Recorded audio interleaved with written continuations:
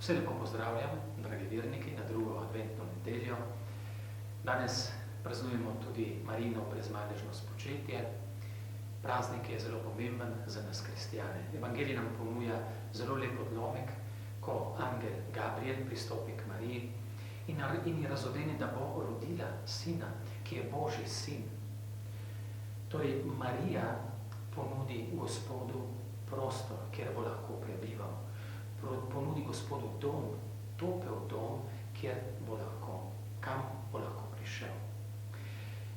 Ta praznik je za nas kristjane tudi praznik, ko lahko mi ponudimo prostor Gospodu, ki prihaja.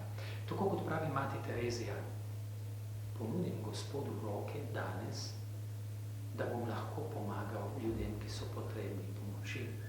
Ponudim svoje noge Gospodu, da lahko obiščem tiste, ki potrebujejo obiska.